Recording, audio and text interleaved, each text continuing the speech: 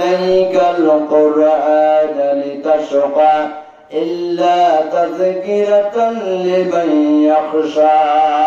বলেন আল্লাহু আকবার।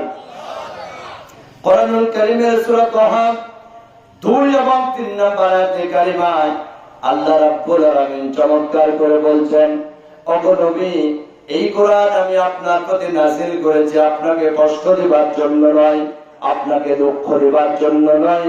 এই কোরআন কেন অবতীর্ণ করলাম? আমি এই জগৎবাসীদের মধ্য থেকে যে মানুষগুলো আল্লাহ রাব্বুল আলামিনকে ভয় করে চলে তাদের উপদেশের জন্য আমি কোরআন নাযিল করেছি। বলেন সুবহানাল্লাহ। যারা আল্লাহকে ভয় করে তাদের জন্য এই কোরআনুল কারীম একটা উপদেশের কিতাব। সেই চমৎকার উপদেশ আল্লাহ রাব্বুল আলামিন সূরা বানী ইসরাঈলের 37 নম্বর আয়াতে কারিমায় বলছেন, ওয়ালা তামশি ফিল আরদি মারহা। বলেন আল্লাহু আকবার।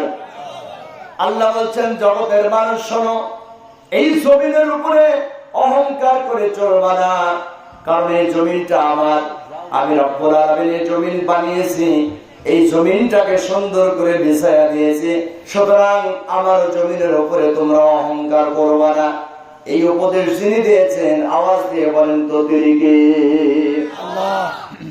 এই তামাম পৃথিবী যেদিন আল্লাহ পাক বানান, এই পৃথিবীর 3 ভাগ পানি রয়েছে আর 1 ভাগ জমিন রয়েছে। 3 ভাগ পানির মধ্যে যখন একটা ভাগ জমিন আল্লাহ পাক বানায়া স্থাপন করে দিলেন, তখন এই জমিনটা, এই মাটিগুলো পানির মধ্যে ডুবে যাওয়ার উপক্রম হচ্ছিল, হেলে দুলে যাচ্ছিল, নড়াচড়া করছিল। আল্লাহ রাব্বুল আলামিন এই জমিনটাকে স্থির করার জন্য পাহাড়গুলোকে পেরেক হিসাবে গেড়ে দিলেন, পাহাড়গুলোকে তিলক হিসাবে, কিলক হিসাবে গেড়ে দিয়া জমিনের দোদুল্যমান অবস্থাকে স্থির করে দিলেন। মানব জাতির জন্য এই জমিনটাকে বিছানা বানায়া দিলেন। ওই আল্লাহ রাব্বুল আলামিন জগৎবাসীকে ডেকে বলছেন, রে মানুষ তোমরা শোনো, এই জমিনটাকে আমি বিছানা বানিয়ে দিয়েছি তোমাদের জন্য। এই জমিনটা আমি বানিয়েছি আর আমি আল্লাহ রাব্বুল আলামিন তোমাদেরকে এই জমিনের উপরে বিচরণ করার ক্ষমতা দিয়েছি, সুযোগ দিয়েছি। এই জমিনের উপরে তোমরা চলাফেরা করবে, এই জমিনের উপরে তোমরা ফসল ফলাবে, জমিনের উপরে তোমরা চাকরি করবে, জমিনের উপরে তোমরা রাজনীতি করবে, জমিনের উপরে তোমরা বাসা বাড়ি বানিয়ে থাকবে, কিন্তু আমার জমিনের উপরে তুমি অহংকার করে চলবা না। কথাটা অহংকার করতে আমার আল্লাহ নিষেধ করলেন। তার কারণ হলো আমার নবীজি বলেছেন, অহংকার হলো আল্লাহর গায়ের সম্মানের চাদর। পৃথিবীর কোন মানুষ যখন অহংকার করে তখন সে যেন আল্লাহর গায়ের সম্মানের চাদর ধরে টান দেয়, আর পৃথিবীর মানুষ যখন আল্লাহর গায়ের সম্মানের চাদর ধরে টানা হেঁচড়া করে, আল্লাহ রাব্বুল আলামিন তখন তাকে দুনিয়া আর আখিরাতে লাঞ্ছিত করে। এজন্য অহংকার আমাদের পরিত্যাগ করে চলতে হবে। কি বলেন, ঠিক না ঠিক? আল্লাহ রাব্বুল আলামিন বলেন, অহংকার করতে হলে 2টা বিশেষ শক্তি থাকা লাগবে। এই শক্তি জগৎবাসীর কারণে আল্লাহ স্পষ্ট করে বলেছেন, ইন্নাকা লান তাখরিকাল আরদা। ও দুনিয়ার মানুষ শোনো, তুমি শক্তি প্রয়োগ করে, বল প্রয়োগ করে আমার জমিনটাকে চূর্ণ বিচূর্ণ করতে পারবা না। এখন আমরা যারা বসে আছি, এই মাটিতে আঘাত করে এই জমিনটাকে ভেঙে টুকরো টুকরো করতে পারবো? এ ক্ষমতা কি আছে?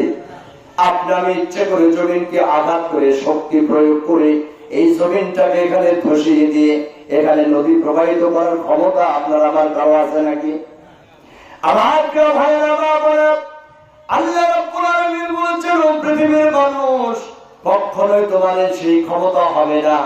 আমার জমিনটাকে চূর্ণ বিচূর্ণ করার ক্ষমতা তোমার হবে না। অতএব এই জমিনের উপর অহংকার তুমি করবা না। কিন্তু আল্লাহ যদি ইচ্ছে করেন মুহূর্তের মধ্যে জমিনটা ধসিয়ে দিতে পারেন কিনা বলেন? আল্লাহ যদি ইচ্ছে করেন এই মুহূর্তে এই জায়গাটা সাগরে পরিণত করে দিতে পারেন। এই ক্ষমতা আমার আল্লাহর আছে। এই জন্য অহংকার শুধুমাত্র কেবলমাত্র আল্লাহ পাকের ভূষণ। দুনিয়ার কোন নারী পুরুষ যখন অহংকার করবে তখন তার পতন অবশ্যই হয়ে যাবে। কেমনে অহংকারের পতন হয় আমি কোরআন এবং সুন্নাহ থেকে এই ঘটনাগুলো আপনাদের কাছে শোনাবো। শুরুতে আয়াত থেকে জানতে চাই, আল্লাহ স্পষ্ট বললেন ওয়ালা তামশি ফিল আরদি মারাহা, জগতের মানুষ জমিনের উপরে অহংকার করে চলবা না। শুধু তাই নয়, তোমার গায়ে শক্তি নেই জমিনকে চূর্ণ বিচূর্ণ করার। আর ওয়ালান তাবলুগাল জিবালা তুলা, আর তুমি তোমার গায়ে এমন কোন শক্তি নেই যে তা দিয়ে তুমি পাহাড়ের মতো উঁচু হতে পারবে। এইরকম ক্ষমতাও যেহেতু তোমার নাই, অতএব তুমি জমিনের উপরে অহংকার করে চলবা না। পাহাড় আমাদের দেশে আছে না নাই? চট্টগ্রামের সীতাকুণ্ডের পাহাড়ের চূড়া আছে। আজ থেকে 10 বছর আগে ওই পাহাড়ের চূড়ায় যখন উঠতে গিয়েছিলাম, আমার মতো যুবক মানুষ 5 থেকে 7 জায়গায় বসে একটু বিশ্রাম নিয়ে নিয়ে উঠতে হয়েছে। একটার আমি উঠতে পারি নাই। এত উঁচু পাহাড় চট্টগ্রামের সীতাকুণ্ডের ওই পাহাড়ের চূড়া। যে চূড়ায় ওঠার পর চট্টগ্রাম শহরের দিকে তাকালে মনে হয় যেন ওগুলো ছোট্ট ছোট্ট ঘর। এত উঁচু পাহাড় বাংলার জমিনে আছে, কিন্তু এগুলো বিশ্বের অন্যান্য পাহাড়ের তুলনায় একেবারে ছোট। যেমন আপনার বান্দরবান শহর থেকে প্রায় 47 কিলোমিটার উঁচুতে রয়েছে আপনার নীলগিরি পাহাড়ের চূড়া। উঁচু নিচু আঁকা বাঁকা পথ বেয়ে দীর্ঘ পথ পাড়ি দিয়ে সেই নীলগিরি পাহাড়ের চূড়া। এই নীলগিরি পাহাড়ের চূড়ায় যদি আপনি খুব সকালবেলা উঠতে পারেন, তাহলে মেঘমালা আপনাকে ধাক্কা দিয়ে দেবে, আর মেঘের পানিতে আপনার শুকনো পোশাক গুলো ভেসে যাবে। কেউ গেছেন এখান থেকে? কেউ জান না? আমি ব্যক্তিগতভাবে আমি গিয়েছি, আমি দেখেছি। আগামীকাল সুযোগ হলে আপনি যাবেন। সূর্য উদয়ের আগে যদি নীলগিরি পাহাড়ের চূড়ায় আপনি উঠতে পারেন, তাহলে যেই মেঘ থেকে পানি হয়, বৃষ্টি হয়, এমন মেঘ আপনার ধাক্কা দিবে। কারণ আপনার পায়ের নিচে যেন হাজার হাজার পাহাড়ের মধ্য থেকে জলীয় বাষ্প উত্থিত হয়ে ছোট্ট ছোট্ট মেঘমালা তৈরি হচ্ছে। ওই মেঘমালা গুলো একত্রিত হয়ে বড় মেঘের সৃষ্টি হচ্ছে। হবার পর আল্লাহর হুকুমে মেঘগুলো উড়ে উড়ে চলে যাচ্ছে। আপনি নিজের চোখে মেঘ তৈরি হওয়ার অপরূপ দৃশ্য আপনি বাংলার জমিনে দেখতে পাবেন। এগুলো বাংলাদেশে আছে। তখন আপনি ক্ষমতা প্রয়োগ করে শক্তি দেখায় এই পাহাড়ের মতো উঁচু হতে পারবেন, এমন ক্ষমতা কি কারো আছে? সম্মানিত ভাইয়েরা আমার, এই পৃথিবীতে একটা পাহাড় আছে যেটা এভারেস্ট পাহাড়, বরফের পাহাড়। বাংলাদেশের অনেকে এই পাহাড়টা জয় করেছেন, একেবারে মনে হয় যে আসমানে ঠেকে গেছে। এভারেস্ট পাহাড়ের চূড়ায় ওঠা, মৃত্যু পরি কত মানুষ সেখানে মারা গেছে। এই বিশাল পাহাড়ের মতো উঁচু হওয়া আপনার আমার পক্ষে মোটেও সম্ভব নয়, কিন্তু যিনি বিশাল পাহাড় বানিয়েছেন তিনি কে? আবার লক্ষ্য করে দেখেন, আমার রসুলের দুধ মাতার দেশ তায়েফের জমিনটা একটা পাহাড়ের চূড়ার উপরে। সেই জমিন তায়েফ 6000 ফিটের উঁচু। ওই বিশাল পাহাড়কে দেখে রাস্তা বানানো হয়েছে। ওই বিশাল উঁচু পাহাড়ের চূড়ায় ওঠার মতো সৌভাগ্য আমার হয়েছে। ওই তায়েফের জমিনের উঁচু পাহাড়, এমনকি যে পাহাড়ের চূড়ায় আল্লাহর কোরআন নাযিল হয়েছে ওইটা হচ্ছে জাবালে নূর। ওই হীরা পর্বতের চূড়ায় যেখানে উঠতে গিয়ে আমার মতো যুবকের 45 মিনিট সময় লেগেছে। যেই পাহাড়ের চূড়ায় আবার রাসূলের প্রতি কোরআনটা নাযিল হয়, ইকরা বিসমি রাব্বিকাল্লাযী খলাক। এই আয়াতে কারিমা যে পাহাড়ের চূড়ায় নাযিল হয়েছিল, হীরা পর্বতের চূড়ায় যেখানে বসে নবীজি কাবাকে সামনে রেখে ধ্যানমগ্ন ছিলেন। ওই বিশাল পাহাড়ের চূড়া অসংখ্য পাহাড় দিয়ে মক্কা মদিনা এগুলো ঘেরাও করা আছে। আমার প্রিয় ভাইয়েরা, দুনিয়ার কোন মানুষ ইচ্ছে করলে পাহাড়ের মতো হতে পারবে না। আল্লাহ পাক স্পষ্ট জানালেন, ও পৃথিবীর মানুষ শোনো, তোমার গায়ে এমন কোন শক্তি নেই যে তুমি শক্তি দিয়ে জমিনটাকে ধসিয়ে দিতে পারবে। তোমার গায়ে এমন কোন শক্তি নেই যে তুমি পাহাড়ের মতো উঁচু হতে পারবে। যেহেতু এই শক্তি তোমার নাই, অতএব জমিনের উপরে অহংকার করে চলবা না। কথাকার।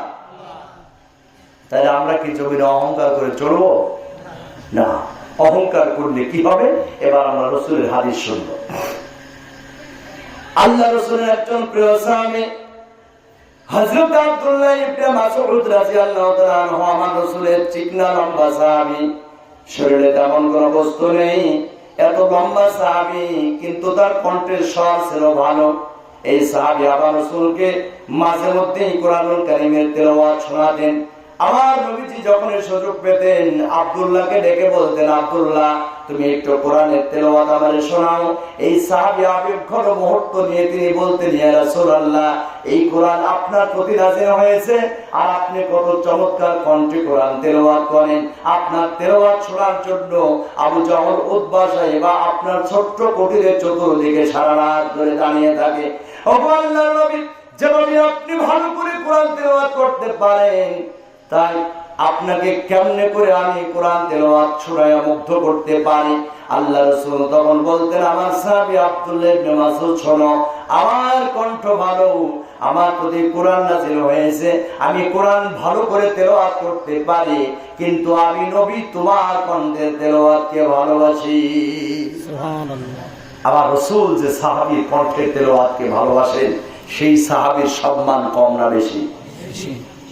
অনেক অনেক গুণ বেশি। এই আব্দুল্লাহ ইবনে মাসউদ রাদিয়াল্লাহু